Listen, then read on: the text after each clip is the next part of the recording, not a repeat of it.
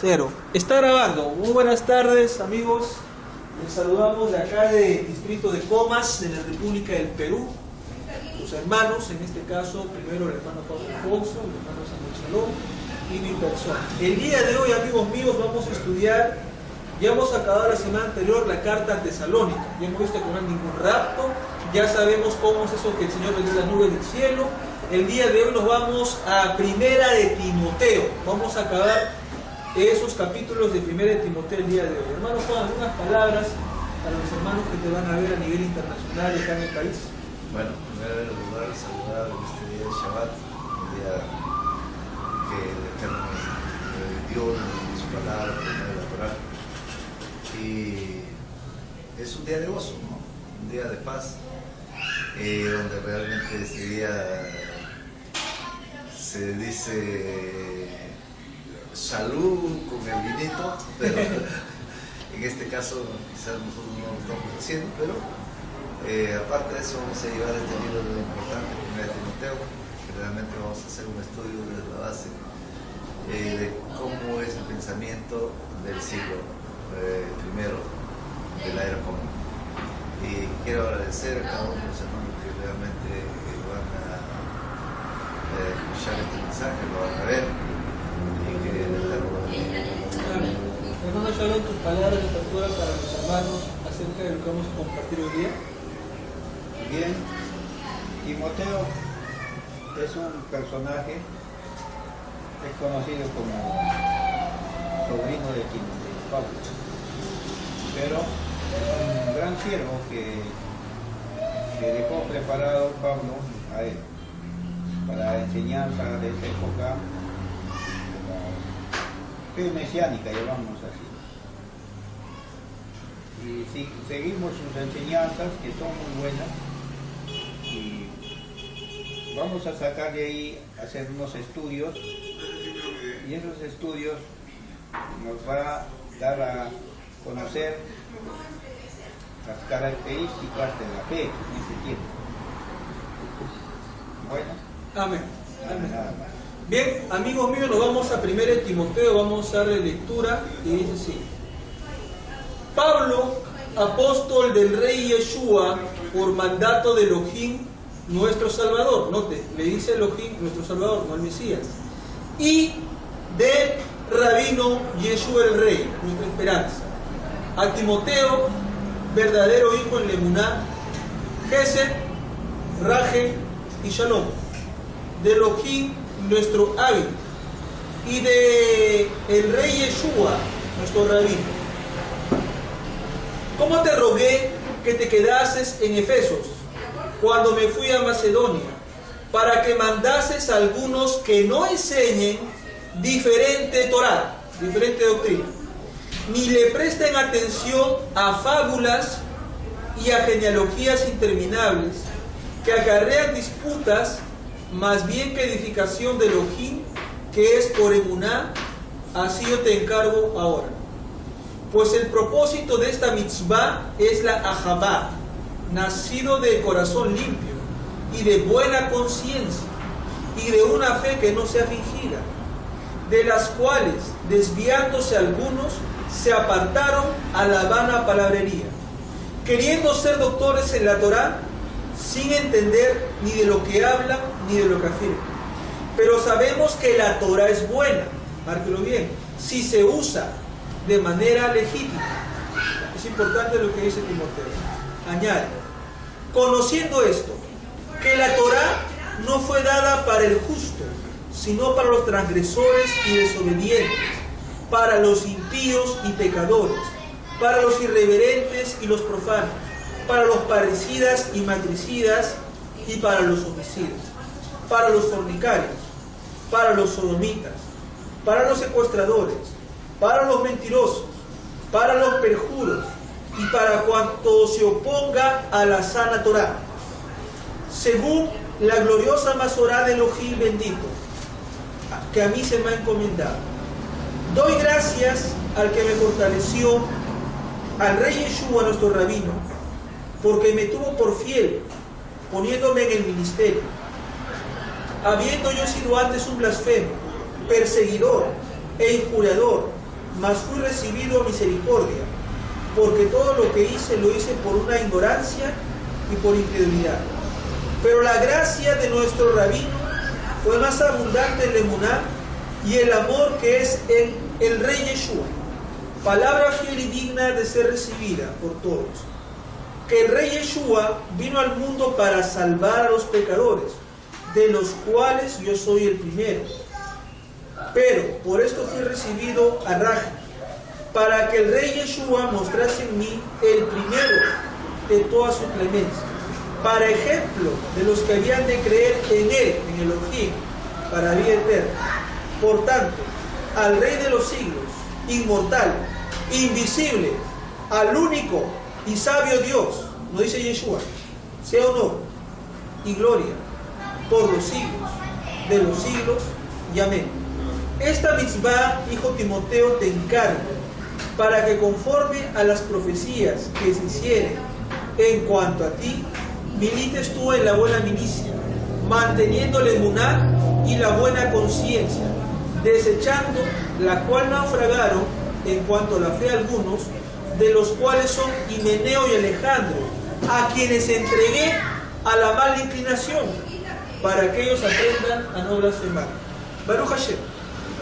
Bien, vamos a comenzar, hermano Juan, hermano Shalom, con unos comentarios. Primero voy mi comentario, de ahí el hermano Juan y el hermano Shalom. Noten, amigos míos, que Pablo comienza diciendo que él tiene un mandato de Dios. Noten, para Pablo es claro que hay un Dios, y usa la palabra y.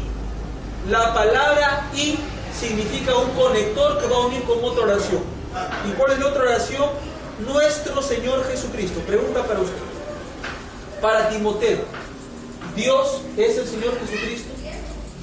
No, lo está separando acá. Ahora, Pablo, Rab Shaul dice tres cosas. Gracia es Gesed, misericordia es Raje y paz es Shalom. Tres frutos del Espíritu. Y dice, de Dios nuestro Padre. ¿Cómo le dicen los judíos a Dios? Ay, papá, Abin. Y dice, y de Cristo Jesús, y del Rey Yeshua. ¿Qué significa? Que para Pablo está claro que uno es el Mesías y otro muy distinto es Elohim. No es el mismo. No es ninguna trinidad, un Dios con dos cabezas, no. Dios es Dios y Mashiach es Mashiach. No se le puede mezclar. Ahora, hay otro punto importante también. Note que Pablo le dice a Timoteo que tenga cuidado con fábulas. ¿Cuáles son las fábulas que se están metiendo en esta comunidad? Las enseñanzas de que la resurrección ya se había efectuado. ¿Quiénes van a enseñar eso? Alejandro e Himeneo, que aparecen en el último versículo. O sea, Alejandro y Himeneo habían sido discípulos de Pablo, pero Alejandro y Himeneo comenzaron a meter una falsa Torá, una falsa doctrina, una falsa enseñanza. Entonces notamos que acá le dice que tengas también cuidado con genealogías interminables. Una genealogía es el árbol genealógico de una persona. La disputa era quiénes son verdaderamente judíos. Por esa razón que Pablo le dice a Timoteo, recuerden que Timoteo es hijo de una madre judía y del padre griego, de un helénico. Por esa razón que él no tiene que perder el tiempo con eso. Ahora, note que dice bien claro que la Torá es buena, en el verso 8. Para los hermanos que dicen que la Torá es un pecado, que es una maldición, acá en el verso 8 dice, sabemos que la ley, o sea, la Torá es buena, si se usa legítimamente. Entonces, no es que sea mala la Torá, es buena. Ahora, cuando dice acá que la Torá fue dada no para el justo, sino para el pecador, analicemos un poco. La Torá nos muestra dos caras de la moneda, el monte Gerizim y el monte Elbal. La bendición va a venir cuando nosotros obedecemos los mandamientos de Dios. Y cuando desobedecemos los mandamientos de Elohim, nos viene la maldición. Por eso dice, para desobediente, impío, pecador, irreverente, profano, ¿Por qué? Porque estos son los frutos de la carne. Recuerda, amigo mío, la maldad del pecado no está afuera del hombre, está adentro del hombre. Y acabo diciendo esto, que Rab Shaul reconoce que él fue un perseguidor de la asamblea y que pese a todo eso, Hashem tuvo misericordia de él y le llamó como un salud. Hasta ahora mi comentario. Hermano Juan, ¿qué nos puedes aportar del capítulo 1? Aquí vemos en la parte de, dice, ni presten atención a fábulas y fantasías interminables, que vean más bien que, bueno, aquí, en este sentido, el Rab Shaul está hablando pues, que ninguna cosa que genere disputa, que genere pleito, que genere enemistad, porque toda disputa, vamos a decir, trae algo que no va dentro del ser humano, que va a traer una cosa pues no buena para el ciudadano. Siempre va a haber un rencor, un odio, un resentimiento a causa de algo que realmente no se pone de acuerdo. Pero en la Torah, cuando se habla de la Torah, en este caso, por ejemplo, estamos hablando, que tiene que haber el amor. Amor. Tiene que haber el amor aquí a la otra persona. Por lo tanto, no tiene que haber esa cuestión de disputa. No tiene que haber esa cuestión que te va a traer pues, un mal concepto de la otra persona. Entonces, en ese sentido, vamos a decir que, oye, pero tú naciste blanco, genealógicamente, ¿no? Claro. Tú naciste blanco, tú eres negro, yo soy judío, tú no eres judío. Exacto, entonces, exactamente. Esta cuestión pues trae ese problema de, vamos a decir, de discusión, de pleito, de enemistad. Y realmente pues vemos que aquí el Rab Shaul manda a salirse de ese contexto. Entonces, ¿qué cosa que prevalece? Prevalece la fe. Prevalece también la fe. Pero también acá, por ejemplo, acá en el 5 dice, pues el propósito del mandamiento es el amor, nacido del corazón limpio. O sea, no es una disputa, sino que el amor tiene que prevalecer.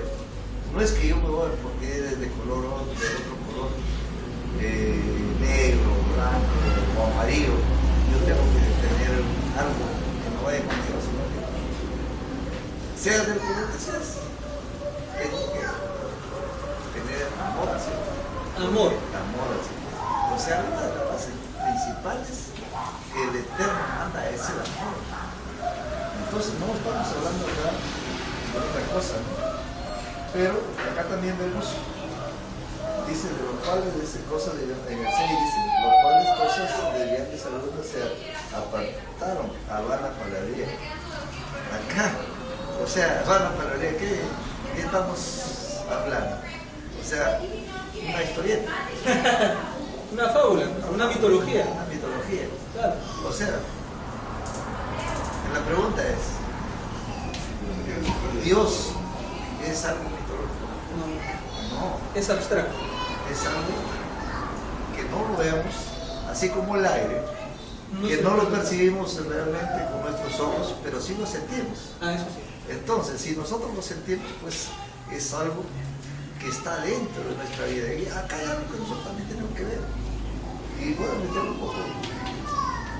La esencia del ser humano es el nombre de Yahvé. O el nombre de Yahvé. La Yud-Heh-Vah-Heh. Que comenzamos por la cabeza. La Hei, los brazos. La Vav, La cintura. y la Hei, las piernas. Entonces, esencia del hombre, ¿quién es? Dios. ¿Verdad? Entonces, desde ese punto de vista, ¿qué hay en Dios? Amor. Amor. ¿Qué hay más? Sabiduría. Entonces, en ese orden tenemos que nosotros partir. ¿Pero cómo? Mediante el conocimiento de eso, la palabra que está en nosotros. Claro. Eso es lo que podría decir concerniente a lo que nos dice Rab Shaul, concerniente a lo que le dice A Timoteo. O sea, el conocimiento tuyo va por esto, con amor, con fe, con confianza, y yo, el Eterno, estoy en ti. Claro. Que siga el mismo mandamiento o mis mismos. Claro, Eso los mandamientos de la Torá. Yo podría decir. Gracias. Hermano Shalom, tu comentario de 1 Timoteo capítulo 1. Y bueno, el comentario acá está muy bonito este día. Nos habla de un Dios bueno, Dios es amor, como dice en Juan 4:8, ¿no? Dios es amor. Nosotros amamos a los hermanos unos a otros. Dios es amor. Entonces, ¿por qué? Porque Él nos amó primero. Pero leyendo acá, volviendo a leer estos dos hasta el primer versículo, de 2 al 4, dice acá: Timoteo, verdadero hijo en la fe, gracia, misericordia, Padre de Dios, nuestro Padre y de Cristo, o Yeshua. Acá dice, bueno, Jesús, pero vamos a leerlo. Nuestro Señor, como te rogué que te quedases en Éfeso, que fui a Macedonia para que mandases a algunos que no enseñase diferente doctrina, y presten atención a fábulas y genealogías interminables, que acarrea disputas más bien que edifiquen de Dios, que es por fe. Así te encargo. Qué bonito, hasta ahí estoy. Bueno, en este comentario que puedo hacer, nos habla primeramente de una fe. Una fe que se llama judía, una fe judía. No es, como dice, un dogma, es una fe que uno vive, que debe vivirlo. Y no practicando estas cosas, haciendo contenciones, divisiones, separamientos, haciendo separaciones y haciendo discriminaciones de razas y genealogías, como nos habla acá. Pero sabemos que la fe es, se le llama pues porque nuestro Mesías enseñó. Se conoce a Yeshua, a Mashiach, o Yeshua, otro dice a Mashiach, le usamos la H y decimos el caso como J, decimos Yeshua, Mashiach. Se pronuncia suave, pero esto nos da de entender que es nuestro Mesías. ¿Qué es el Mesías? Ungido. Que vino ungido con su Santo Espíritu de Dios para enseñarnos el camino del Padre, porque Él estaba sujeto a su Padre como Hijo de Dios, como un siervo. Pero gran enseñanza que nos trajo aquel gran maestro nos enseñó la fe judía. Es una fe, digamos que la fe no es dogma, no es, por decir, una forma de creencia. Ese es un judaísmo mesiánico.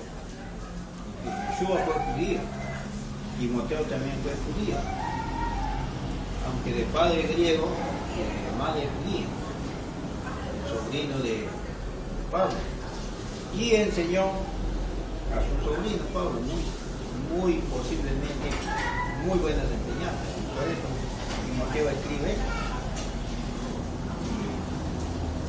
y nos sirve para nosotros, para vivir en armonía, en paz, en amor, sin discriminaciones ninguna genealogías raciales, nada.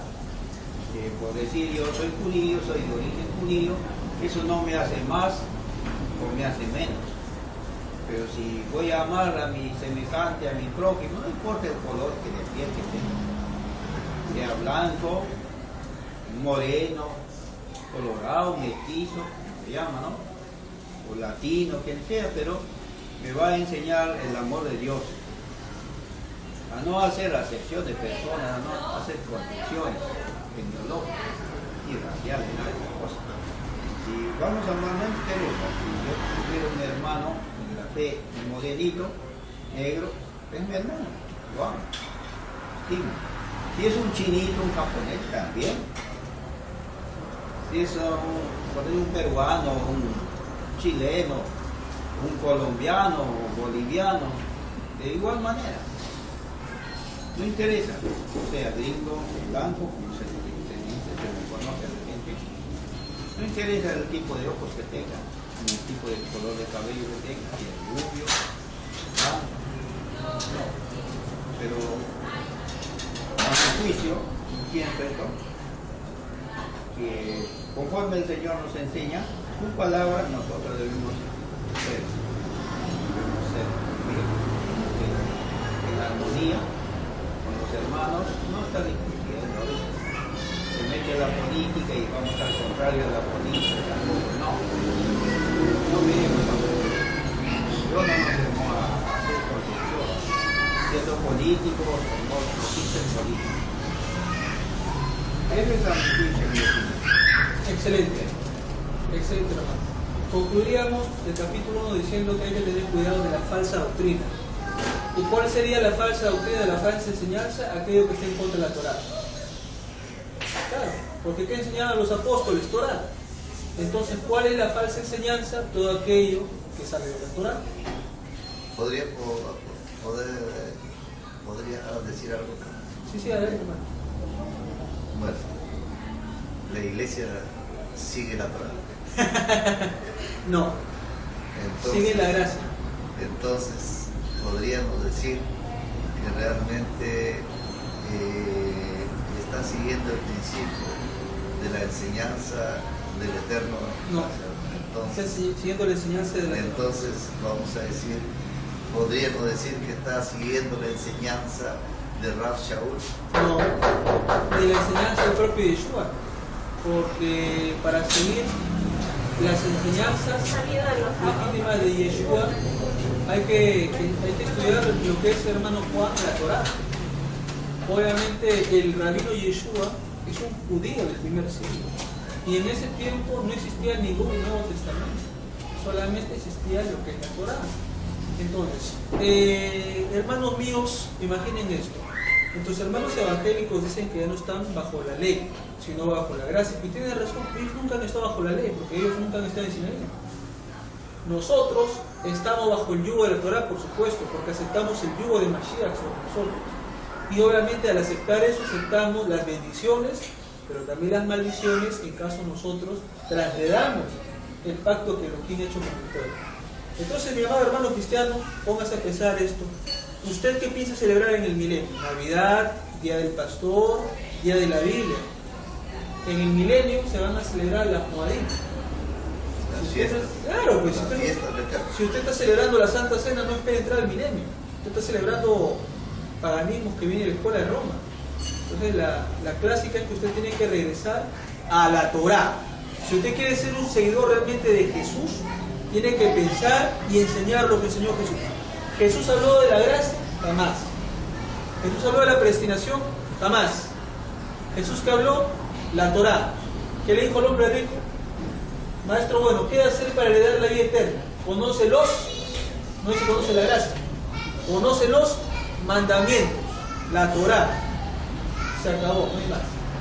Pero acá también nosotros vemos en Juan, donde dice 14, 15, el que me ama guarda mis mandamientos. Ahora, los hermanos evangélicos piensan, hermano Juan, que cuando el maestro dice el que ama guarda mis mandamientos, ellos creen en su cabecita que Yeshua trajo una ley llamada la ley de Cristo, y que supuestamente la ley de Cristo es la ley del amor, y que la ley de Cristo agarra la ley de la Torá, la bota a la basura, y ahora ya no vale la ley de la Torá, sino vale la ley de Cristo.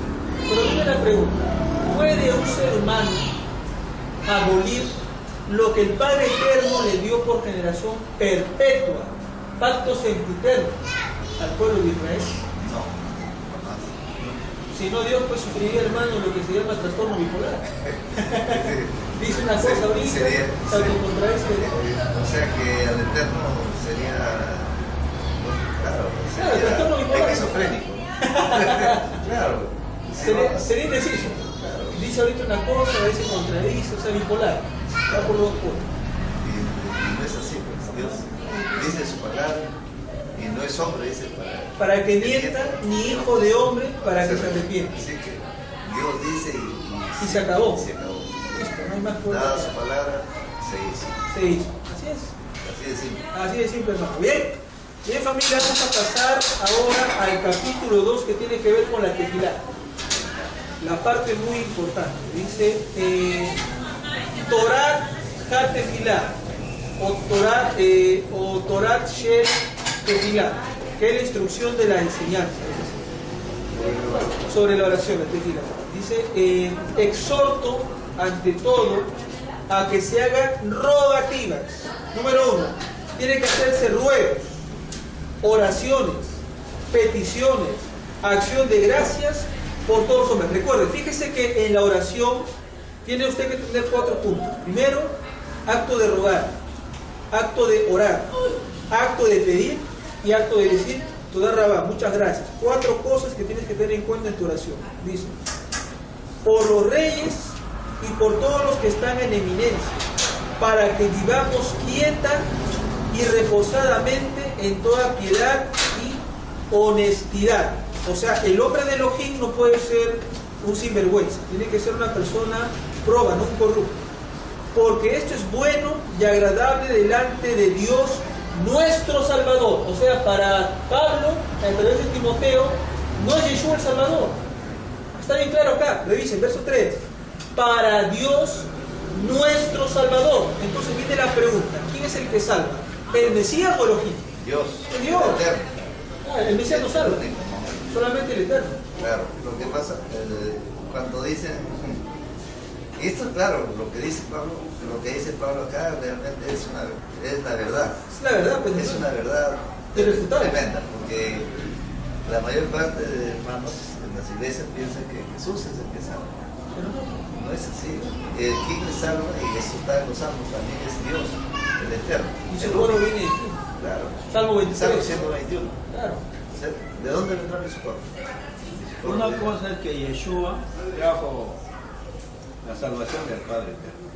Claro, o sea, Yeshua Mediante su solamente palabra. es un instrumento que usa Elohim nada más, como fue Moisés.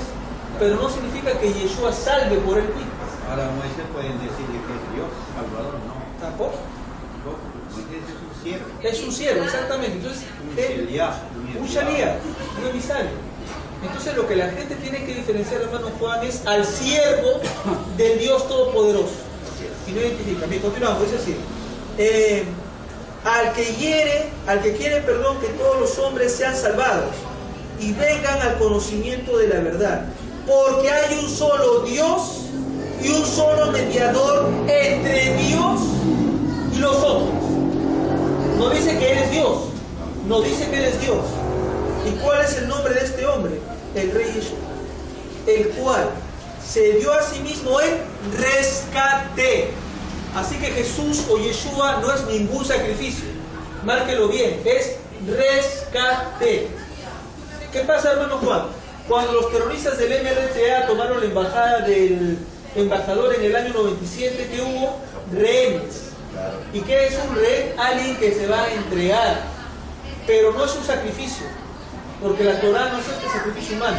Acá lo dice claramente, en rescate por todos, de lo cual se dio testimonio a su debido tiempo. Para esto yo fui constituido predicador y apóstol, Shalía. Digo verdad en Yeshua, no miento, y maestro de los gentiles en fe y en verdad. Quiero pues que los hombres oren en todo lugar, levantando manos santas, sin ira ni contienda. Qué bonito. Asimismo, que las mujeres se atavíen de ropa decorosa, con pudor, con modestia, no con peinado ostentoso, ni oro, ni perlas, ni con vestidos costosos, sino que tengan buenas obras como corresponde a las mujeres que profesan la piedad. La mujer aprende en silencio con toda sujeción, porque no le es permitido a la mujer, en la mujer enseñar ni ejercer dominio sobre el hombre, sino estar en silencio. Porque Adán fue formado primero, después Javá. Y Adán no fue engañado, sino que la mujer, siendo engañada, incurrió en la transgresión. Pero se salvará engendrando hijos, si permanece en la fe, amor, santificación y modestia. Bien, puntos importantes vamos a conversar acá.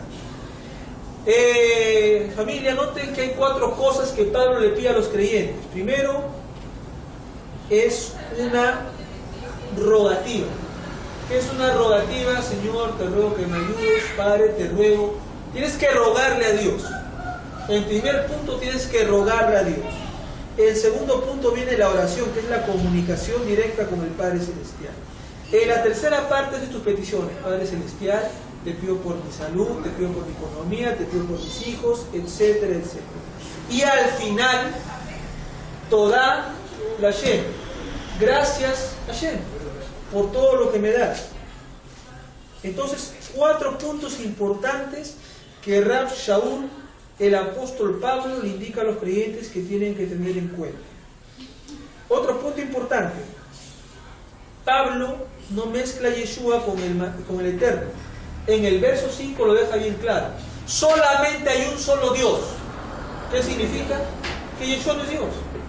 Solamente hay un solo... Eso hay que hacerle leer a los hermanos. Yo no sé qué Biblia lee. Solamente hay un solo Dios. No dice un Dios Hijo y un Dios Espíritu Santo. Solamente hay un solo Dios. Y un solo... Claro. Y un solo mediador. O sea, un solo siervo entre Dios y los hombres. ¿Y cuál es ese siervo? Yeshua. Y dice acá la palabra bien claro: y los hombres. Claro. Entre Dios y los hombres. Jesucristo, hombre. Hombre. No dice ángel, no dice Metatrón, no dice semidivino, preexistente. Hombre. Es un ser humano. Entonces, hermano Juan, eso ya mató la divinidad del Mesías. Porque dice Jesucristo hombre. No dice Jesucristo Dios. Por eso. Hijo de María Y Joseph, sus padres. Y aquí claramente ya se ve que la sierra es de Dios. Totalmente. Porque es hombre. Claro. Si no sería ángel. Aquí no hay engaño, está diciendo la verdad. Y estamos leyendo la Reina Valera, no estamos leyendo. Los señores, es la Reina Valera 1960. Nosotros estamos por la Valera 1960. Así que no es otra, ¿no? No, mi Biblia dice otra cosa, pero es de otro. No, es la Valera. Es la Reina Valera. Así que esto está claro. Ahora, otro punto, hermano Juan, acá es el tema del machismo. Fíjense claramente que acá dice en el versículo 11: la mujer aprenda en silencio con toda sujeción, porque no le permito. Y fíjense que ahí en verdad no es a la mujer, ahí en el griego es en la mujer. O sea, donde dice a la mujer, por lápiz póngale en la mujer. ¿Qué significa? Porque no permito en la mujer enseñar ni ejercer dominio sobre el hombre, sino estar en silencio. ¿Qué significa? Los hermanos evangélicos, cuando leen esto, entienden que Dios le ordena a Pablo que las mujeres se callen la boca y sean una discapacitada. No pueden hablar. Mejor dicho, ahí gobierna la ley del macho y la mujer se calla la boca. ¿Dónde está el problema? En el versículo 12 no es a la mujer, es en la mujer. Ya cambió todito ya. No permito en la mujer, o sea, no permito que a la mujer se le enseñe con dominio, sino en silencio. O sea, que a la mujer hay que tratarla como vaso frágil.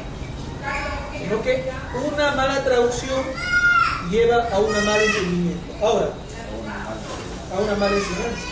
Ahora, ¿por qué Pablo dice que la mujer aprenda en silencio? Le comparto, hermano Juan. En la carta a los Corintios va a haber un problema bien fuerte. En Corintios se va a presentar el más del fenómeno de la glosolalia y la xenoglosia. La glosolalia es cuando hace sonidos con su boca que no se entiende. A ver, lo que usted está diciendo en este instante, que es lo que se llaman el don de lenguas. El don de lenguas. Sí. Entonces, ¿qué? Es que el don de lenguas no entiende que eso no es el don de lenguas. es El don de lenguas es hablar un idioma. estructurado, Claro. que se entiende. Claro. Entonces, ese es el don de lenguas que Dios da a los siervos, para que otro siervo que no habla ese, vamos a decir, que habla ese idioma, entienda su propio idioma. Por ejemplo, vamos a decir que ahorita hay un grupo de Coreanos, por ejemplo. coreanos, y sin hablar nosotros el coreano, comenzamos a hablar en coreano y ellos no van a entender. Entonces, ese es el nombre de Dios. Claro, el tema, hermano, que en Corinto se había desatado un fenómeno de las mujeres profetisas. ¿Qué significa? Como en Corinto había una tradición en la cual adoraban a las diosas, las mujeres tenían que caer en un éxtasis. Y supuestamente cuando la mujer caía en el éxtasis, la mujer comenzaba a balbucear todo tipo de sonido. Me explico un poquito. En el mundo antiguo, la gente para poder profetizar se drogaba. Agarraban por decir, el ayahuasca, se lo tomaban y empezaban a balbucear y a dar sonido. El apóstol Pablo, en la carta a los Corintios, se va a... Y no se da San Pedro. San Pedro. Porque ayahuasca también es un alucinógeno. Y el San Pedro también es alucinógeno. Los dos son alucinógenos. Por lo tanto, vamos a decir, usaban ese medio para poder utilizar. Claro. Pero lo que pasa, hermano, es que en el mundo antiguo estamos hablando de un mundo de superstición. Estamos hablando de un mundo de mito. Y recuerda, hermano, que en el mundo antiguo, por ejemplo, para que se dé una profecía, el supuesto profeta tenía que estar bajo los efectos de algún alucinógeno. Por ejemplo, lo que podría ser el opio, lo que podría ser la ayahuasca, lo que podría ser el San Pedro. Entonces, por ejemplo, para que nos entiendan. Claro. Por ejemplo, cuando el rey Saúl fue donde la pitonisa de Endor, sí, también es alucinante. Cuando se bañan, no, cuando la cuestión es cuando lo bebe y como si fuera cerveza, es un alucinógeno. San Pedro se hace bien, como si fuera, vamos a decir, una hierba, pero horas y horas. Después que salió eso, San Pedro. se va a ya eso macerado, pero no lo toman el día, no lo toman la noche,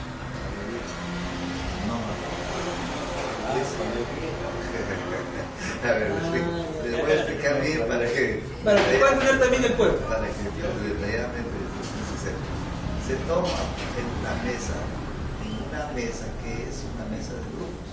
En una mesada, una sesión espiritista, más fácil para que se entienda el cuerpo. Claro. Entonces lo toman de tal manera que lo toman eso, por ejemplo, vamos a decir, yo te voy a ver tu pasado, te voy a ver tu futuro. Pero esto te estoy llevando a que de ahí realmente se puede profetizar el futuro de los cuales tú vas a ir. Entre comillas. Un pseudo Claro, o sea, eso, el único que puede predecir, hermano, el futuro es Dios que Evangelio. Sino que a lo que el hermano Juan te está diciendo, que eso mismo es lo que le van a hacer al rey Saúl. Cuando se muere el profeta Samuel, Saúl va a ver a la pitonisa de Endor. Y la pitonisa le da un brebaje, que por eso que cuando Saúl toma el brebaje, como Saúl ya estaba mal de la cabeza, él cree, con ese alucinógeno, con ese San Pedro, que aparece el alma de Samuel, y que el alma de Samuel le comienza a hablar. Pero viene la pregunta, ¿cómo le puede hablar el alma de un muerto? Si está claramente escrito que una vez viene el muerto y después viene el juicio. Entonces, las almas no pueden estar vagando como desempleados o como quien vende queque en la calle. Claro, sino que lo que vio Saúl fue un efecto de ese alucinógeno. Claro. Lo que pasa es por eso, los alucinógenos te van a hacer de cosas. Claro, exacto, distorsiona la mente y la mente cree ver, incluso que escucha la voz. La mente dice, pero yo, hermano, lo he escuchado, me está hablando, y el hermano Juan no lo ve. ¿Por qué? Porque esa mente ya está perturbada por un... Claro, es un alucinógeno. Es como los loquitos. Nunca había escuchado de San Pedro. No, sí, hermano, en el Almenara tú ves a los locos y los locos están está con su gorrito y para el loco él está viendo un hombre. Mira, hermano Salón, el hombre sin cabeza. A ver, ¿dónde está? No, ahí está. ¿Dónde ves? ¿Por qué no lo puedes ver y lo puede ver? Porque esta pobre mente ya está bajo los efectos de la atención. Cuando nosotros hacíamos el doctorado, ¿te acuerdas? La numerología. Sí. Cábala. Entonces acá había una loquita por ahí que decía que quería Satanás. La hermana Lidia. Hija también. Entonces lo veía. No, así está la manipulada. La niña la manipulada. Entonces, ¿qué pasó? Ven algo que realmente no es. ¿Por qué? Porque ya la mente tiene dentro de ellos ya está esa imagen. Exactamente. O sea, no es que lo estén viendo, pero ya está dentro de ellos. Está adentro. Por entonces, en todo caso, mire, la pregunta es, ¿todos podemos ver esa mesa verde de allá? Claro. Todos podemos ver esa mesa verde de allá. ¿Podemos ver la puerta negra? Podemos ver la puerta negra. ¿Podemos ver el botiquín? Podemos ver el botiquín. Mire la pregunta. Entonces, ¿por qué cierta gente dice, hermano, en las madrugadas, yo veo un duende así bajito, que corre y se mete en la pared y desaparece? O yo en las noches veo a una señora anciana que camina en el segundo piso. Le viene la pregunta. ¿Por qué lo ve el hermano Juan, por ejemplo, y por qué no lo ve usted? ¿O por qué no lo veo yo? Porque es una proyección del estado espiritual. Cuando uno ve duendes, ve sirenas, es porque Dios está diciendo, en tu vida estás haciendo cosas malas y tienes que arrepentirte de ese pecado. Y cuando te arrepientes de ese pecado, esa alma desaparece. Porque no es un alma, solamente es una proyección de la mala espiritualidad de la gente. Sí, eso, así de simple. Así de simple. Así. Cuando se arrepiente, desaparece. Claro. Y lo que usted está diciendo, eso va también en base a todo tipo de maldad, todo tipo de enfermedad, va de acuerdo al arrepentimiento y al perdón. Al perdón. Que uno hace. Entonces, todo desaparece. Enfermedad, dolor, angustia y todas las cosas. Si no hay eso, ¿no? Claro, no pasa nada. Sigue la fiesta. Sigue la luna, sigue la luna. Ok, nos vamos ahora al capítulo 3, es interesante. Dice así: requisitos para ser un presbítero. Palabra fiel. Si alguno anhela ser obispo, presbíteros, buena obra desea. Pero es necesario que el presbítero sea irreprensible, marido de una sola mujer, sobrio, prudente, decoroso, hospedador, apto para enseñar, no dado al vino, no ser pendenciero, no ser codicioso de ganancias deshonestas, sino amable, apacible, no avaro, tacaño un codo, no, eso no, que gobierne bien su casa, que tenga a sus hijos en sujeción con toda honestidad, pues el que no sabe gobernar su propia casa, ¿cómo cuidará de la comunidad de Hashem? Que no sea un neófito, no sea que envaneciéndose caiga en la condenación de la mala inclinación. También es necesario que tenga buen testimonio de los de afuera para que no caiga en descrédito y en lazo de la acusación. Claro. Requisitos de los diáconos. Los diáconos asimismo deben ser honestos, sin doblez, no dados al vino, no codiciosos de ganancia deshonesta, que guarden el misterio de la fe con una limpia conciencia. Y estos también sean sometidos a prueba, primero, y entonces después que ejerzan el diaconado, si son irreprensibles.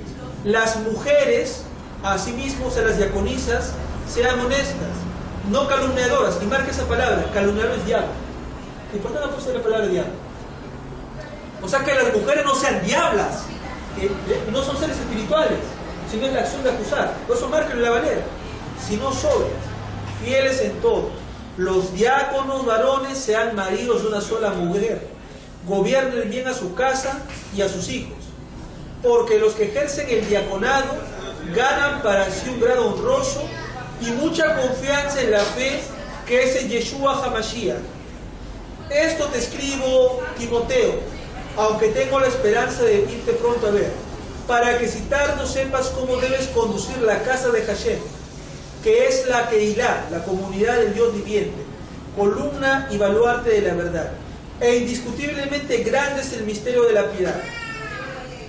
Dios fue manifiesto en carne, justificado con Ruach, con espíritu, visto por los ángeles, predicado por los gentiles, creído en el mundo y recibido en gloria. Acá una nota, hermano Juan.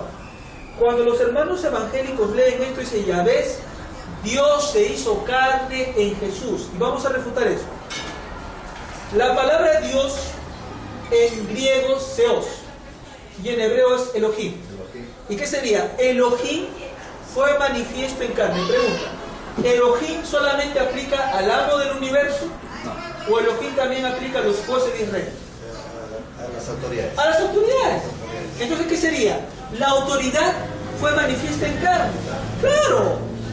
Justificado por el Espíritu de Dios. Sí. Acá hay algo que aquí quiero en esta parte que Dios fue manifestado en carne. Perfecto, ok. Elohim manifestado en carne. Ok. ¿Pero qué Elohim? Es la autoridad. Exactamente. La autoridad. Ahora, aquí.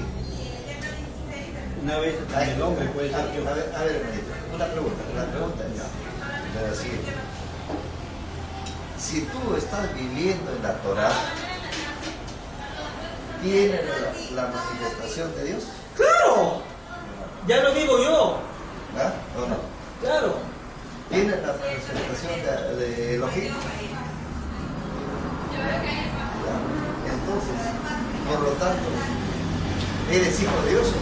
Totalmente. Con toda seguridad. Con toda certeza, con toda la fe.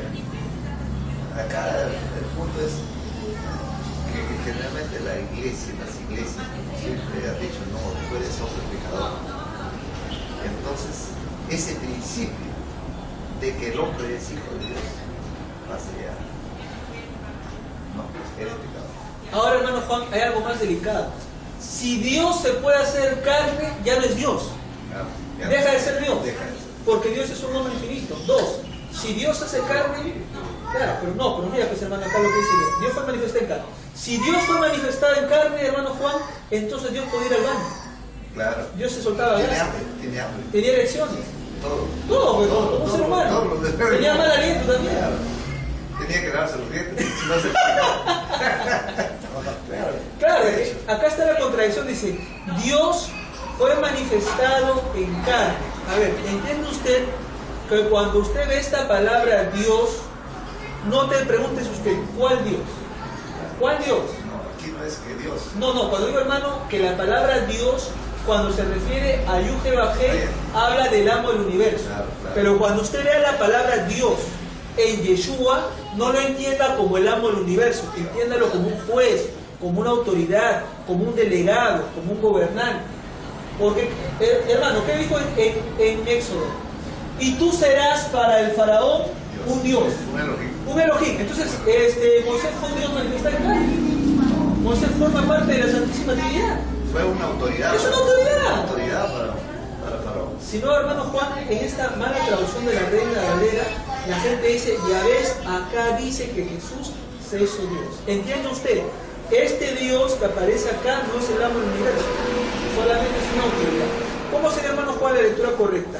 El juez fue manifestado en carne, justificado por el Espíritu de Dios, visto por los mensajeros. Recuerde que la palabra ángel no es una criatura que tiene alitas, sino son... Podríamos también decir, bueno, pero podría decir Algo espiritual. la autoridad. Claro. La autoridad fue manifestada en carne. Ahí está. La autoridad de Dios fue manifestada en carne. Y viene la pregunta, hermano Juan. ¿La autoridad de Dios se manifestó en carne en el Tanaj?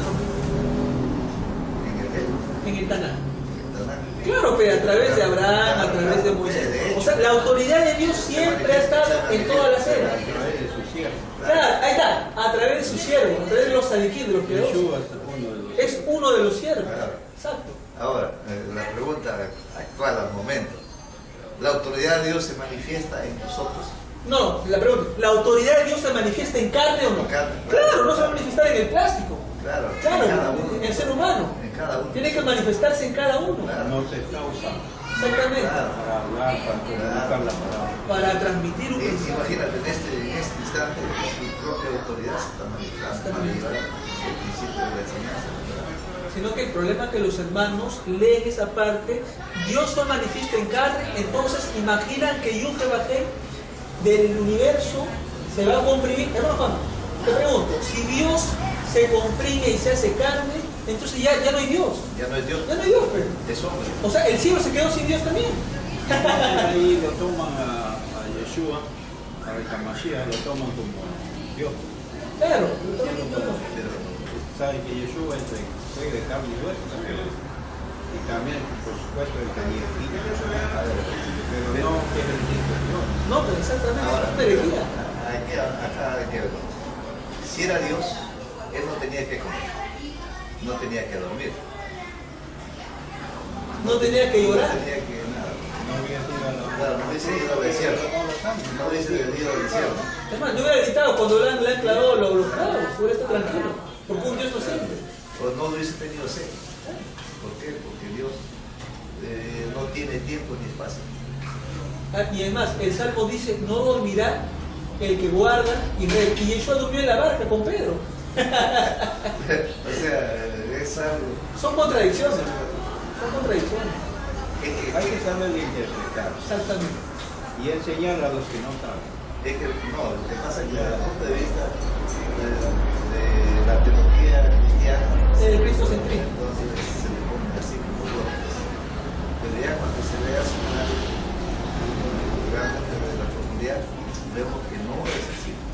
Que él es un hombre exactamente con toda la capacidad de hacer lo que tenía que hacer en la tierra y enseñar, por consiguiente, enseñar la palabra. Nada más. Ahora hermano Juan, otro punto. Si Yeshua fuera Dios, entonces ¿por qué dijo Padre nuestro que estás en los cielos? Habrá dicho yo mismo que estoy en el cielo. Entonces, ¿a quién le oraba Yeshua? O yo que voy al cielo. Yo que voy al cielo. Ya no, Padre nuestro. En el libro de Juan también dice, yo solamente hago lo que me dice mi padre, yo hago lo que yo mismo me autoordeno a mí mismo. Claro. Claro, No, claro. es una incoherencia, Cambia, es una claro. incoherencia completa. Es que lo Incoherencia. que pasa, yo pienso que es la iglesia o los hermanos de las iglesias lo hacen de esa manera como para tener la base y el fundamento de que De un hombre de Dios. de un hombre de Dios, punto, se acabó. Y acá viene el paganismo completo. Completamente, los tres dioses, los cinco dioses. Claro. Entonces eso es lo que se lleva a cabo y no quiere como que decir, ¿sabes qué? No voy más allá porque yo ya fui a la teología, ya estudié la teología y no quiero saber nada, me quedo con esto y ahí voy a orar al Dios Padre, al Dios Hijo, al Dios Espíritu Santo y voy a hacer la guerra a Satanás. Entonces, desde ese punto de vista, bueno, pues agarra una piedra, agarra un machete, córtate y manda. A ver qué pasa, a ver si te cortas tu mala. Y ahí se acabó. A ver qué es posible. Yo creo que es imposible que el ser humano, vamos a decir, se corte su propia maldad cuando realmente pues, la maldad vive dentro. La maldad, la yesera, la mala inclinación, vive en uno mismo. Claro. Entonces, yo diría en este caso que dejar un poquito la pereza de leer, estudiar y poder entender realmente los conceptos del verdadero concepto del pueblo de Israel, el pueblo judío, Claro. desde el punto de vista del primer siglo. El problema, hermano Juan, que acá están apareciendo grupos pseudo-mesiánicos que enseñan que hay la preexistencia del Mesías. O sea, que el alma de Yeshua preexistía en la eternidad de Dios. Ahora, ese concepto, hermano, de la preexistencia de las almas viene del platonismo. Es doctrina platónica. Y para rematar, ¿qué iglesia usa la doctrina de la preexistencia de las almas? La iglesia de Jesucristo de los santos de los últimos días. La iglesia mormona utiliza la teología de la preexistencia de las almas. O sea que prácticamente los hermanos mesiánicos que creen en la preexistencia del Mesías creen en una doctrina mormona. Claro, y eso viene del pueblo de Israel, doctrina pagana. Completamente. Claro. Ahora, el otro punto, hermano, al decir que Yeshua es divino, están haciendo que Dios comparta la divinidad con un ser, cuando claramente Dios es un ser que no comparte su gloria con nadie. Entonces, hermano, ellos dicen también que Dios se ha hecho carne. Y acá un rabino conocido, no va a decir su nombre por él dice: cuando Abraham estaba sentado en su tienda, vinieron los tres hombres. Mira lo que va a decir. Y Abraham se va a postrar rostro en tierra diciendo: Adonai, y esto está en el hebreo, si hay hallado gracia delante de ti, no pases delante de tu siervo. Pregunta: la palabra Adonai, que en hebreo significa mi amo, ¿solamente significará en singular o también tiene significado plural? Plural. Plural. Adonai también significa mi Señor. Mi Señor. Son tres. Son tres. ¿Y dónde encontramos esa traducción, hermano? En la Biblia de Moshe Katz Nelson. En Génesis dice: mis señores. La palabra Adonai lo traduce como mis señores. ¿Por qué? Porque son tres. Son tres, no es uno. En Génesis 18, los hombres que aparecen. Claro, en el Bereshit. Ahí dice, no, Adonai traduce como mis señores. ¿Bereshit tiene Katnel? Claro. ¿Así? Claro, tiene Tanakh. Tanakh sí, pero... No, Tanakh completo tiene. Tanakh. Tanakh completo tiene, claro. Entonces... Estaba pensando. No, eso es otra cosa. Estaba pensando. En Liz Karashá. No, eso es otra cosa. Entonces, el punto, hermano Juan, que este rabino dice: Dios se hizo carne porque aparece la palabra Adonai. Falso. Porque ahí la traducción son mi Señor. Porque no es uno, son tres. Punto número 2. Si Dios puede ser visto por un hombre, ¿qué le pasa a ese hombre? Tiene que morir. Por eso no hay hombre que pueda ver mi rostro y pueda seguir viviendo. Pero acá dice: si Dios es como el sol, Ahí está. entonces ¿quién puede ver al sol?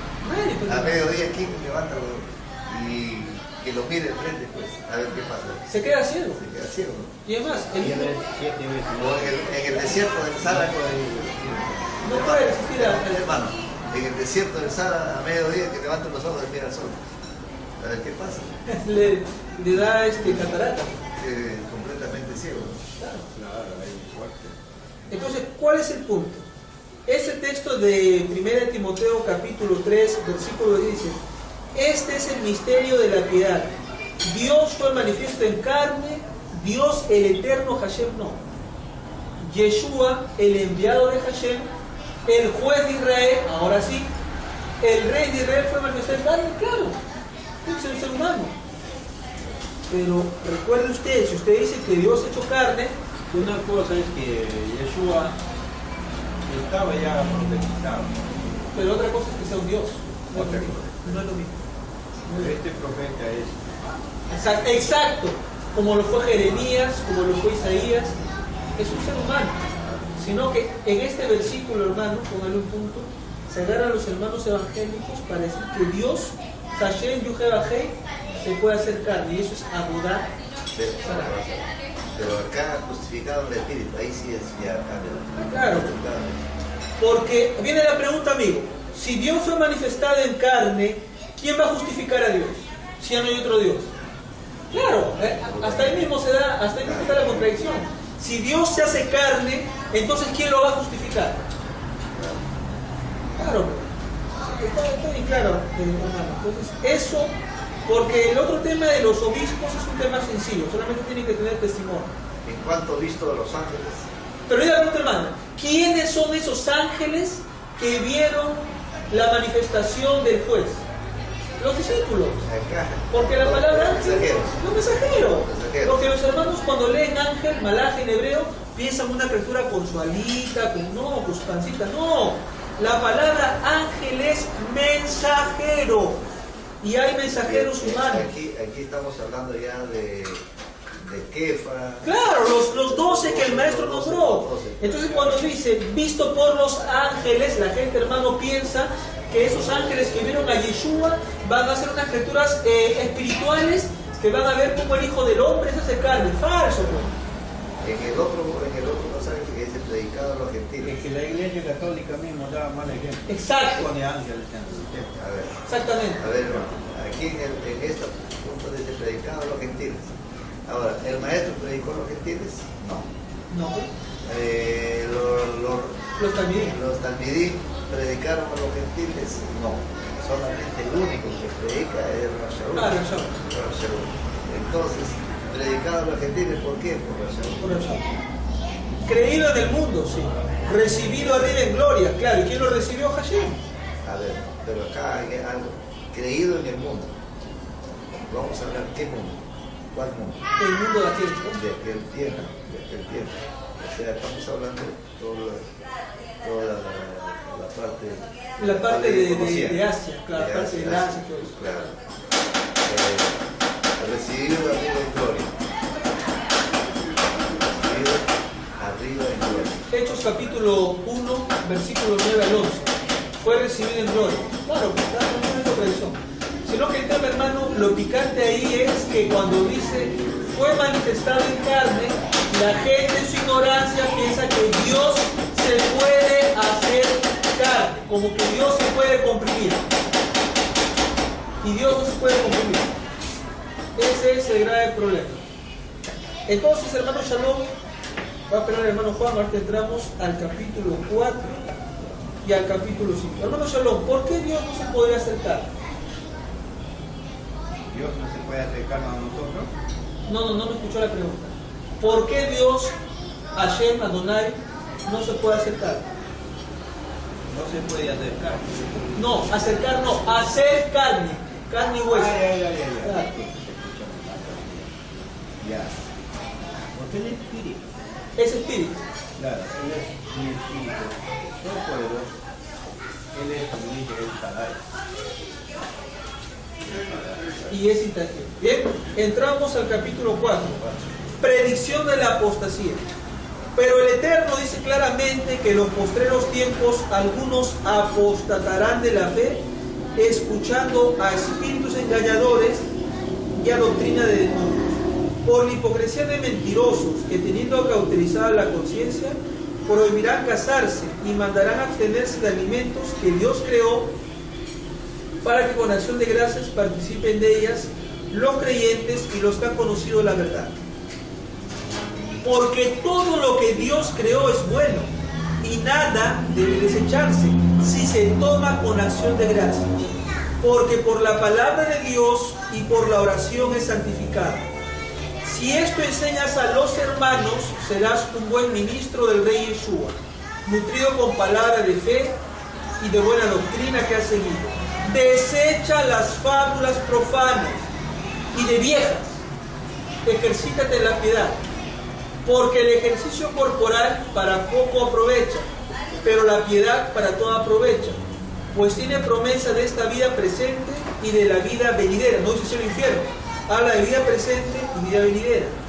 Palabra fiel es esta, y digna de ser recibida por todos, que por esto mismo trabajamos y sufrimos insultos, porque esperamos en el Dios viviente, que es el Salvador de todos los hombres. Qué bonito.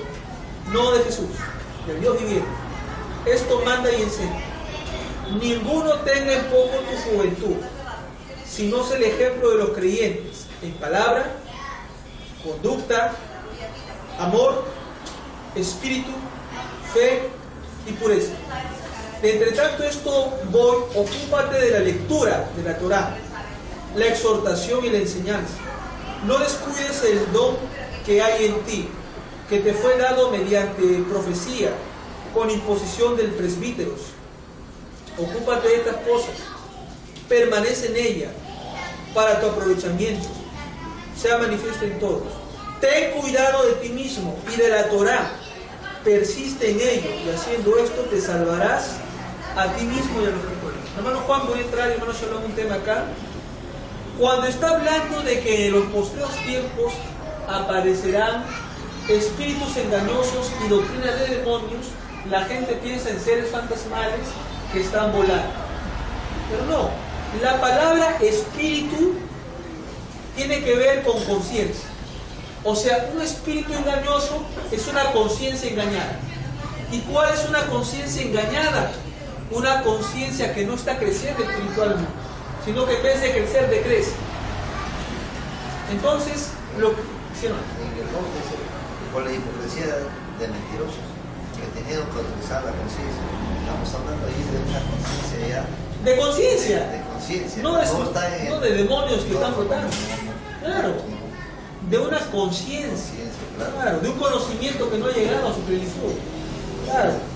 Y dice doctrina de demonios.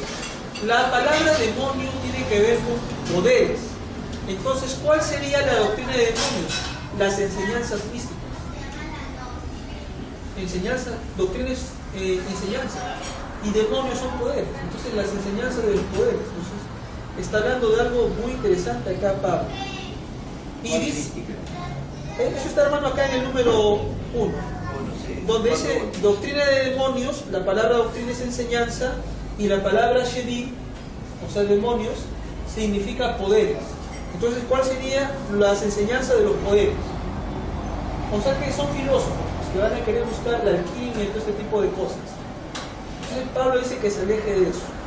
Ahora, dice claramente, hermano, que todo alimento se puede purificar mediante la oración. Viene la pregunta. ¿El chancho se puede purificar mediante la oración? Porque no es alimento. No es alimento. Hermano, lo que pasa es que aquí realmente pues, está condicionado. Esto está condicionado. Ya está manipulado. Ahora, ¿para qué? ¿Para qué está? Para que lo que dice el Levítico se contradiga. Hay una contradicción en la Torah. Entonces realmente yo veo que en este sentido, si Dios dice en su mandamiento, dice una cosa, no puede decir más adelante, no puede decir que bueno. No lo puede contradecir. Porque tú has hecho una oración y a este cerdo, este perro que vas a comer hoy día, está bendito. Ya está santificado. ¿Así le entienden los hermanos? No es así. No es así. O sea, en el principio, si Dios vio que eso no era bueno, el cerdo, o algo que no era bueno para comer, por ejemplo, quebrantahuesos y toda esa cosa, no, pero ahora ya, hermano, lo preparé este quebrantahuesos. Y en el nombre de Jesús se purifica. En el nombre del Maestro de Jesús de Nazaret, lo vas a comer. Entonces, ¿en qué estamos? O sea que Jesús comía. Ahora lo comparan con Hechos 10, donde dice que el lienzo de Pedro. El lienzo de Pedro. Pero eso no está hablando de eso. No tiene nada que ver ahí una cosa con otra. Eso está hablando de llegar a un gentil, de ir a un gentil, donde realmente de repente pues, se le decía de una manera diferente, ¿no? Se le consideraba no como un cerdo. Como un perro. Como un perro. Por eso que Yeshua le dice prácticamente, no está bien darle de comer los panes de la mesa de los hijos a los perrillos. O sea que para los judíos en el mundo antiguo los gentiles eran como animales. Pero y también hay no solamente pues, imagínense cuando se encuentra el maestro con los endemoniados. Con los gadarenos. Ahí hay que ver a dónde se van, dice a dónde se van los shedim. Al cerdo, pues. Al cerdo. Claro, no se meten a la mariposita, a la lombriz, se meten al cerdo. No se mete a la vaca, no se mete a claro, no se mete a la oruga, se mete directamente al cerdo. No, se mete al Hay cerdo. gente que cría cerdo y el cerdo viene increíble y todo. Sí, pero no es comida, pero no es comida. A ver, usted come a su, vamos a decir, a su gato. Alguien come el perro, por ejemplo, vamos a decir. Entonces, no son pues, animales que sean kosher, ¿no? Para poder comer, para poder disfrutarlos, ¿no? Entonces, Sino que El chanchito quiere que le cargue. Y ahí yo he visto. aquí ya lo ponen de una manera El chanchito lindito, que rubio. por medio de la oración que por medio de la oración ya es santificado. No, pues falso. O sea, una oración no puede contradecir lo que Dios ha ordenado. Claro. En todo caso, si va a ser así, vamos a agarrar unas medias, la vamos a santificar, vamos a traer las medias. Entonces, eso está contradiciendo el precepto que dio Elohim. Entonces, hermano Juan, yo voy a una parte importante. Acá en Timoteo dice que todo es santificado. Hay una parte clara de la comida, dice acá claramente.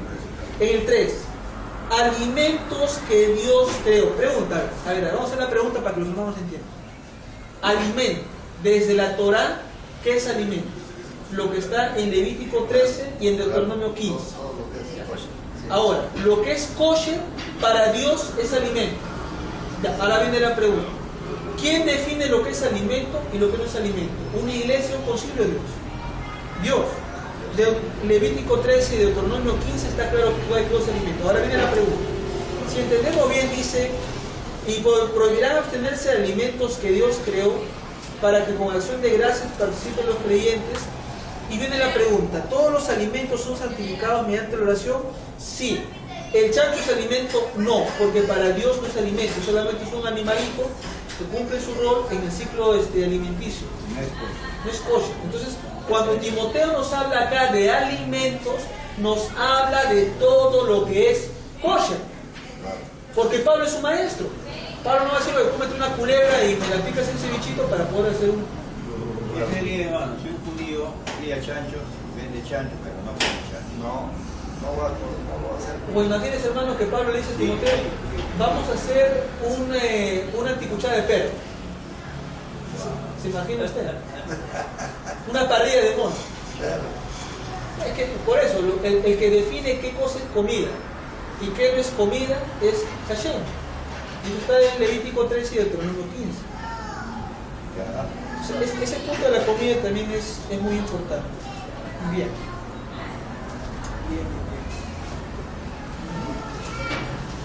Así es. Bien.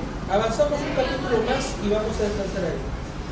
Bien, nos vamos al capítulo 5 y ahí acabamos el día de hoy. Dice así: no reprendas al anciano, sino exhórtale como a un padre, a los más jóvenes como unos hermanos, a las ancianas como madres, a las jovencitas como hermanas con toda pureza.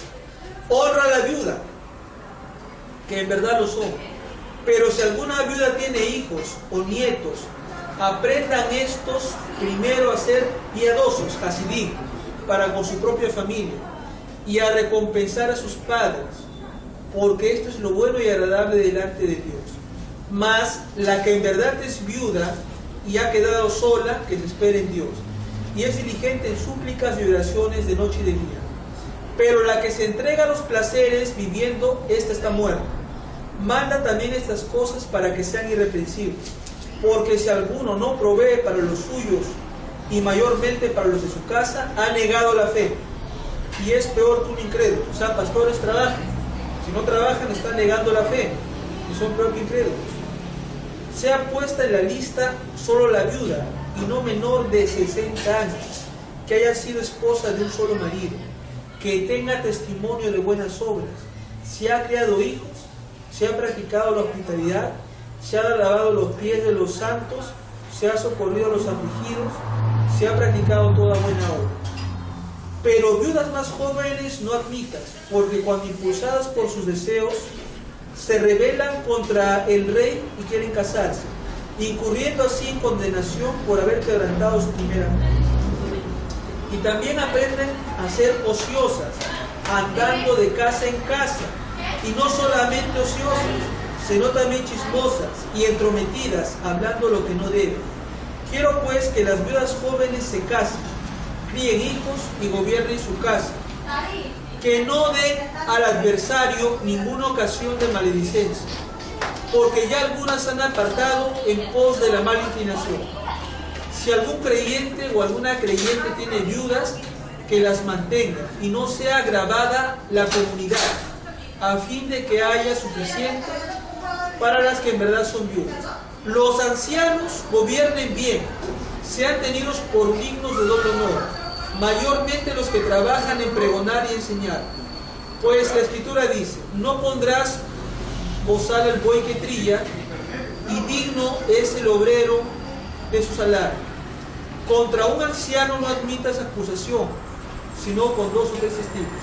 A los que persisten en pecar, repréndele delante de todos, para que los demás tengan miedo. Te encarezco delante de Dios y del rabino, el rey Yeshua, y de sus emisarios escogidos, que guardes estas cosas sin prejuicios, no haciendo nada con parcialidad. No impongas ligereza las manos a nadie, ni participes en pecado ajeno, consérvate puro. Ya no bebas agua, sino usa un poco de vino, por causa de tu estómago y de tus frecuentes enfermedades. Los pecados de algunos hombres se hacen patentes, antes que ellos vengan a juicio, mas a otro le descubre después. Asimismo, se hacen manifiestas las buenas obras y las que de otra manera no pueden permanecer ocultas. Comentario de este capítulo. Bien, Pablo dice que al anciano, y recuerden, el anciano no es el viejito de pelo blanco, el anciano es aquel de más madurez en la comunidad. Entonces Pablo está pidiendo que a ese anciano se le trate bien, con respeto, también a las ancianas y a las viudas, y eso tiene que tener presente a las iglesias, hay que tener especial cuidado, sobre todo aquellas viudas que tienen de 60 años para arriba. ¿Por qué? Porque una viuda joven se puede casar y tiene derecho a rehacer su vida. Entonces, hermano Juan, ya para cerrar esta parte, me parece muy importante las recomendaciones que Rav Shaul le está dando a Timoteo. ¿Cuál sería tu comentario a este capítulo? En primer lugar, aquí tenemos que ver, hay muchas cosas acá en este capítulo interesantes, muy interesantes. Sí, mire, la pregunta aquí que le hago, ¿esta era una iglesia o era una sinagoga en la cual enseñaba el Rav Shaul? Una sinagoga. Una sinagoga. Porque la iglesia es un partido político, no se Ahora, olvide usted. acá hay algo de las iglesias actuales a esta anciana realmente le ayudarán No le ayudan. o le quitarán. Se le quita más bien, trae acá tu diezmo, trae tu ofrenda, tu Ahora, primicia. acá hay algo que también tengo que ver. Dice, pasa la viuda que ha quedado sola entre Dios. Pero las jóvenes, por ejemplo, dicen que se casan. Digamos, hay algo que... ¿Cuántos pastores hay que teniendo sus esposas? Tienen sus cositas por ahí aparte. Se comen a la secretaria, se comen a la viuda. ¿Sí? Ya, entonces, Ahí no tengo. pero realmente están haciendo lo que dice conforme a la escritura de acá. No. Entonces, hay muchas cosas que nosotros no podemos, pero acá dicen que también estas cosas hay irreversibles. Porque seguro no prevé para los suyos, mayormente para los de su casa, han negado. O sea que los que no trabajan, hermano, los pastores que piden el diezmo, están negando la fe. Están negando. Realmente están muertos. Están muertos. Están muertos porque no viven. Aquí hay una parte que también vi acá, dice que, bueno, en el 18 dice, pues la escritura dice, no pondrá el hombre bozal al buey que cría, y digno es el obrero de su salario. La pregunta es, ¿qué es un obrero? Un obrero es aquel que lleva el mensaje de la palabra. Un obrero es aquel que trabaja en una fábrica. Que trabajan en una fábrica. Bien. Entonces aquel que trabaja en una fábrica sí es digno de que le paguen. Hay un contrato. Hay un salario, que le dé su salario. Ahora, pero aquel que lleva la palabra, ¿qué? ¿Cuánto cobró el maestro por llevar el mensaje a los diferentes lugares de Israel? A los tuertos, a los tuyos, nada. Entonces, aquí sí es verdad que acá dice digno de su salario, de un dinero, de algo. Entonces, pero yo he leído también en otra Reina Valera que dice digno de su alimento. Eso es mejor. Ahí está más Digno de su claro. alimento. Ahora, si es digno de su alimento, vamos a decir, entonces viene una persona a traerme el mensaje de la, vamos a decir, viene un mensajero trayendo el mensaje de la palabra de Dios, y yo estoy para almorzar o viene trayendo, yo lo voy a invitar, porque es digno de su almuerzo. Se lo está ganando. Se está ganando, se está trayendo el mensaje de salvación. Y no va a dejar de trabajar, porque el que deja de trabajar ha negado la fe. Por ejemplo, algo que ayer me visitó el hermano Sharon. Ya. Me visitó a Señor, ¿verdad? 5 de la tarde, 5 de la tarde. Y justo yo había comprado un arroz con leche. Y el hermano viene. Era para él, no era para mí. Pero el hermano dijo. Entonces, ¿qué le toca al que viene el hermano? Invitarle, darle algo. Y eso realmente eso es salido del corazón del ser humano. ¿Ya? Entonces, eso tiene que ser la práctica, tiene que ser. Yo soy de los Dar. No es eso. No, la práctica es que el ser humano, el hombre creyente, tiene que saber dar. Claro, tiene que ser dadivoso. Y eso es lo bueno que acá podemos decir. No es que, porque voy a la iglesia, voy a llevar dinero, voy a pagar, vamos a decir, esta semana gané 1000 soles. Pero no dice la iglesia, sino darle a quien, al que necesita. A la viuda, al huérfano, al extranjero, al anciano, a las personas que realmente necesitan. Que lo dé a la Claro, porque acá dice claramente a la viuda. En el 3 dice, honra a la viuda. O sea, a la gente que realmente no necesita, pues a un parásito que puede trabajar, no es que trabaje. Yo por eso, hermano, cuando un hermano de Ecuador me decía que había un pastor joven allá en Ecuador, por su parte del hermano, dice que ese pastor joven les pedía fe el diezmo y los paraba despelucando cada domingo cuando iban, hermano, a la iglesia. Y yo le hice, hermano, salió una pregunta. Oye, hermano, una consulta. ¿El pastor tiene alguna discapacidad física, le digo? ¿Es ciego? ¿Es sordomudo? ¿Es paralítico? ¿Es parapléjico? No. Es joven como usted. Entonces que trabaje, pues. Usted agarre su diezmo, si realmente quiere hacerle bien, dale tu diezmo en tu iglesia a la viuda, al pobre, al huérfano, al desamparado, a la persona que realmente necesita esa ayuda. Sino que se forma, hermano Juan, la cultura del parasitismo y clientelaje. Es que realmente es la falta de conocimiento nos lleva a eso. Y le voy a decir esto realmente, yo le digo esto porque yo estaba pues 15 años Sin la gracia. Entonces 7 en la gracia y 8 en la iglesia para escuela. Entonces yo le digo, si esto porque realmente uno muchas veces pues está nuevo, no lee mucho, entonces puedes reconocer. Lo besen a uno. Lo besen y le dicen, no, el diezmo es de Dios, por lo tanto tú tienes que darlo porque esto es esto. Entonces, maldito el que no da el diezmo. O sea, viene un chantaje emocional y una manipulación asquerosa. Entonces, de esa manera, el hombre pues se ve obligado. Pero cuando uno comienza a estudiar todo, desde, vamos a decir, Levítico, del pasaje de Barino, de Deuteronomio, cuando vas a Malaquías, entonces ya no estás viendo que se trata del pueblo. Pero otra cosa más profunda, cuando uno estudia ya la ciencia bíblica, si lee, ¿verdad? Entonces realmente qué cosa es y cómo fue utilizado esto, para qué fue utilizado, por qué, cuál era el propósito. Entonces se da cuenta claramente que todo es una manipulación del hombre. ¿Sí? Entonces, de esos niveles, al ver toda esa cosa, ya uno dice, acá, pero dime, cuando los hermanos van a la iglesia, por ejemplo, 1 año o 2 años, han leído, pues no solamente ni siquiera leen. Y yo le digo eso porque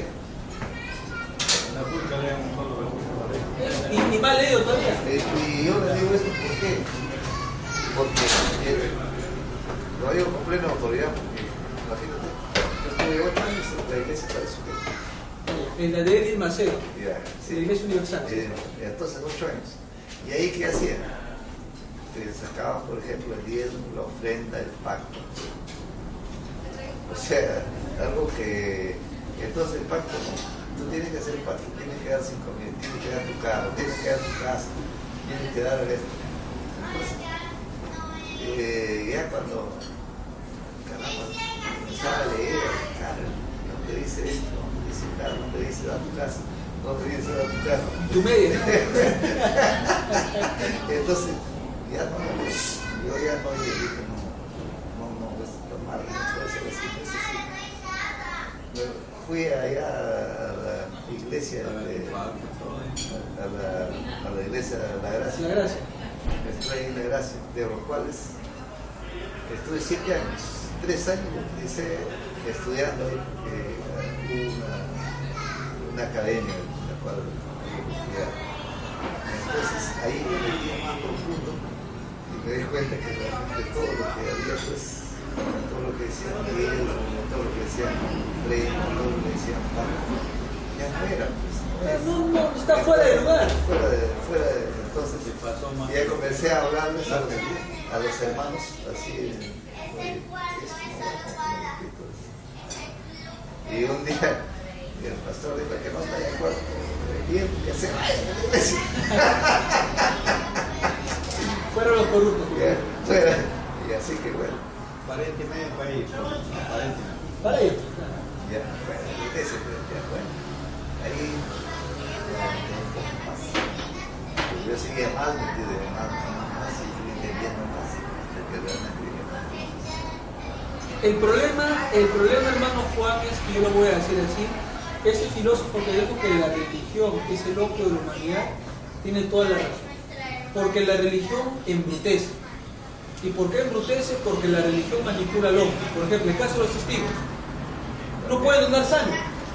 ¿Por qué? Por más de que se vea morir, no pueden donar sangre, porque malinterpretan Levítico cuando dice beber sangre. Y uno sabe que beber es cuando uno ingiere por la garganta y entra por acá. Transfusión de sangre es otra cosa. Entonces, ¿qué quiero decir? Que la religión, hermano, ha llevado al ser humano a ser más inhumano. Es decir, le han enseñado a la gente el tema del diezmo, el tema de Satanás, con eso los tienen atrapados. El tema del infierno, el tema del lago de fuego, el tema de la segunda venida, el tema del rapto. Entonces la gente, hermano, no vive una fe real. Único, en vez de diablo existe a Satán más de una época. Ahí. Sí, pero, Claro. pero eso no significa que sea que exista. Claro, solamente la mala inclinación. La mala adversario. Claro. El tema es, hermano Juan, que es grave, y usted escucha, mi hermano, la educación bíblica que se da en América Latina, no solamente acá en el Perú. Eso también pasa, hermano, en Argentina, en Chile. Yo he hablado con hermanos de varios países. Este mismo problema lo pasan todos. ¿Por qué? Porque todos parten de la mamá. Y la mamá católica ha enseñado así. Entonces lo que tiene que hacer la gente es deslindar de la mamá y comenzar un estudio con mente laica y sobre todo mente crítica, diciendo: Pablo, ¿para quién lo escribe? Para los corintios, para los efesios, para los gálatas. Ahora, esa lectura, ¿cómo me ayuda a mí en el año 2021 para ser un mejor ciudadano, un mejor devoto, un mejor padre, un mejor hijo, un mejor vecino? La gente está esperando a que el maestro venga volando en las nubes del cielo como tipo Superman, pero no se dan cuenta que es un mensaje alegórico, que la verdadera venida del maestro ya fue, ya vino ya el maestro. Ahora tiene que habitar ¿dónde? En tu corazón, en tu corazón. Y hay una esperanza de más resurrección de los muertos. Sabemos que realmente, pues, yo pienso que la mayor parte de la congregación o las iglesias llevan prácticamente todo esto porque es un medio de vida. Es un negocio. Es un negocio. Poner una iglesia es poner una empresa. Entonces, vamos a decir, ellos tienen ese negocio que es el negocio de la fe. Entonces, en eso ellos. Ahora, bolsillo. Claro, eso es proporción. Claro. Ahora, El vivo que vive el tonto. hay una cosa que yo puedo decir. Lo que dice exactamente, dice: conoceréis la verdad y la verdad te hará libre. Pero te hará libre cuánto, cómo, por qué. Cuando tú te dedicas a estudiar, Entonces ese conocimiento, el estudio de las escrituras te va a servir. Recién ahí. Recién ahí. te va a servir, pero no desde el punto de vista de la iglesia, sino desde el punto de vista de lo que realmente está la interpretación desde la raíz que viene a ser el hebreo y el griego. Pero piden diezmo, cuando no deberían pedir diezmo, solamente ofrenda nada más. De esa raíz entonces vas a Hay conocer. pocos pastores que sí ayudan. Pero no deberían pedir el diezmo, porque para pedir el diezmo hay que tener el templo. Claro, es que tampoco ellos, yo pienso que realmente lo hacen porque realmente ellos también han sido, porque yo ahorita estuviera pidiendo diezmo. De hecho, Pues para hacer el mando a la canasta, güey. claro. Ya no está en la casa. Estuviera pidiendo diezmo, ¿sabes por qué? Yo he sido formado también para pedir diezmo. Mejor dicho, hermano, ha sido un lavado cerebral en la cual se te ha programado mentalmente. Por ejemplo, cuando entra a ser militar, hermano, les aplican lo que se llama el adoctrinamiento. El adoctrinamiento es el cambio de la vida civil a la vida militar. Por ejemplo, el adoctrinamiento, ya todos los reclutas están acostados. 10 de la noche, toca trompeta. ¿Qué significa? A partir de las 10 de la noche, nadie puede pararse ni pedir el bar. 5 en punto de la mañana, suena la trompeta. Tiene 5 minutos para tender su cama. Otro toque de trompeta, tienen que estar formados. Menos de 5, 2 minutos. Claro, entonces, ¿a qué quiero llegar? Así como los militares hacen una manipulación mental, psicológica, doctrinaria, para que el hombre civil entre a la vida militar, en las iglesias también se da una manipulación y una programación mental y psicológica, en la cual el pastor es el hombre de Dios y el hermano es el siervo de la gleba que tiene que pagar su tributo a la sunat llamada iglesia. Ojo, ojo, ojo, pero te voy a decir, porque esto realmente, ¿qué dicen? Ustedes somos soldados de Cristo. Pero es más militar todavía. Si somos soldados de Cristo, tienes que diezmar, tienes que leer, tienes que hacer todo. Sí, ese es el soldado. O sea, y el general es el Señor Jesús, dicen así, Y dicen. ustedes son soldados. Y el, ¿cómo se llama? Y el comandante es el pastor. Entonces, desde ese punto de vista, la enseñanza, el adoctrinamiento es así. Claro, es un ejército. Es un lavado cerebral, es un lavado cerebral. ¿Cuándo? Por eso que en el 2000, yo un año antes de 2014 ya estaba leyendo, estaba viendo, estaba preparando. Entonces, ya estaba viendo la Torah, todo lo que era de ver. Pero claro, no tenía el principio del hebreo, no sabía. Pero ya comencé a ver, ya comenzaba a ver ciertas cosas que no iban conforme. No cuadraba, Entonces, exactamente. No, esto no puede ser. Y ahí es donde yo trato de, después de haber expuesto el día sábado, que era el día del Señor, todo eso conforme a las escrituras, entonces me dicen que no, que yo estaba en la ley, que no estaba en la ley, por lo tanto no tenía salvación.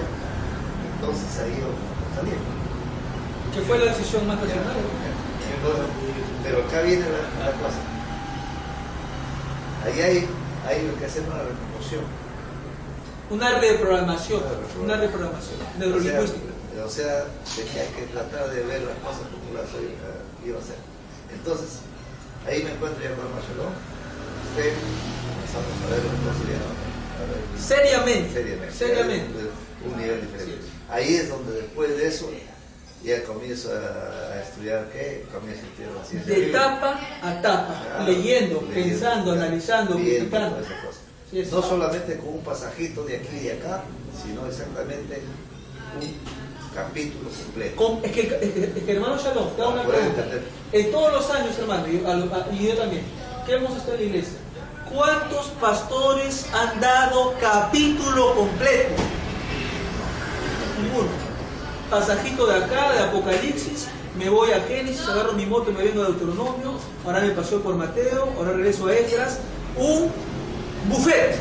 Cojo de aquí, cojo de acá, cojo de aquí, cojo de allá, y con todo ese combinado lo meto a la olla y saco una pachamanca bíblica.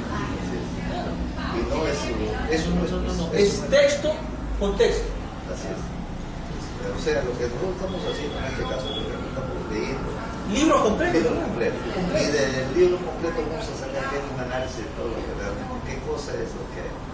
Y esa base, en ese sustento, estamos viendo realmente qué cosa es lo que nos dice. En este caso, Entender capítulo por capítulo. Claro. qué cosa No nos solamente está un diciendo. versículo como referencia. Para eso hay el libro de referencia. Pero el problema, hermano Juan, hermano Shalom, que los pastores enseñan a la gente, agarra un pedacito de acá y con ese pedacito que doctrina falso. Se agarra capítulo completo y de ahí uno hace un análisis. Texto y contexto. Entonces ahí se va a ver si realmente, si el mandamiento de comer los alimentos kosher ya caducó O sigue vigente. Recién ahí se va a entender. Ahí se comprende. Se va a entender. Si realmente el diezmo hay que darle a la viuda, hay que darle al huérfano, hay que darle al necesitado, pues que es que hay que llevarlo a la iglesia, o hay que llevarlo O hay que mantener un parásito que no quiere trabajar. Entonces, de ese nivel hay que hacer un estudio realmente y entender lo que nos dice la Escritura en cada hombre y mujer que vive en esta tierra y cree en la Torá y la Torá. Sí. Sí. Bueno, entonces, queridos amigos, ya nosotros vamos a cerrar, recuerden. Vamos a estudiar los 5 libros: Judas, Pedro, Colosenses, Tesalonicenses y hoy día Timoteo. La semana que viene, con el favor de Dios, acabamos 2 Timoteo. Y ya iríamos 6 libros. Repito, ya vamos Judas, Pedro, 1 y 2 de Pedro, ya está ya. Colosenses, Tesalonicenses y ahora Filipenses también. Y ahora estamos avanzando carta a Timoteo. Así vamos a acabar, hermano, y ustedes ya lo conocen. Cada semana vamos a acabar y pronto vamos a completar los epístolas paulinos. Y de ahí vamos a ir a los evangelios. Y de ahí vamos a retomar la Torá. Hacemos una cosa, hermano. Sí, hermano. Vamos comenzando primero. Yo creo que cuando vamos saliendo de los evangelios, vamos comenzando por el orden, no que está escrito. No el orden teológico, sino el orden papirológico. En ese caso sería Mateo, Marcos, Mateo, Lucas y Juan. Ese es el orden Ese es el papirológico. orden realmente para poder llevar un estudio mucho más profundo de lo que realmente. Y por eso, hermano, nosotros hemos comenzado con... ¿Por qué usted cree que nosotros no hemos comenzado con Mateo? Estamos comenzando con las cartas paulinas, porque las cartas paulinas son mucho más anteriores a los evangelios. Así es. ¿Bien? Hay cosas, bueno, no sé si podría decir. Sí, sí, hermano. Muy aparte, yo he escuchado al profesor Adolfo Roitman, muy bonito, acerca que se ha encontrado un hallazgo que están tratando ya de sacar para el nuevo Kadashá, algo que va a completar quizás lo desconocido del Kadashá, Hechos Apóstoles, Cuba, el Hechos Apóstoles, ahí va a salir, vamos a estar al tanto para ese momento en que vamos a tener un Kadashá mucho más claro, más elaborado, encontrado ya en Qumran, y va a ser una tremenda noticia saber que el Brit Kadashá tenga algo más claro. Y ya se sabrá. Así es. Eso es lo que Tiempo al tiempo. quiero decir a los hermanos, a los que nos escuchan también.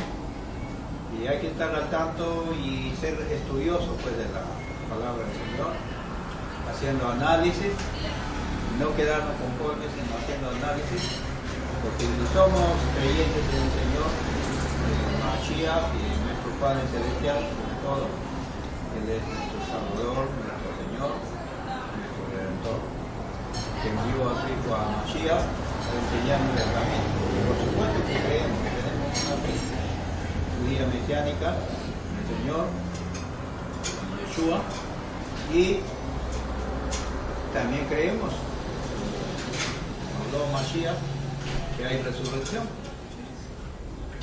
Hay resurrección. Hay vida eterna. ¿Sí? Y el Señor, pues. Hashem, Adonai. Él es el Señor de nuestra fe. Bueno, es todo y muchas gracias, hermanos y los amigos que nos escuchan. Listo, estimados Dios los amigos. bendiga. Será con Urajá Adonai con todos. Urajá Adonai. Amén, amén. Así es, familia, nos vemos.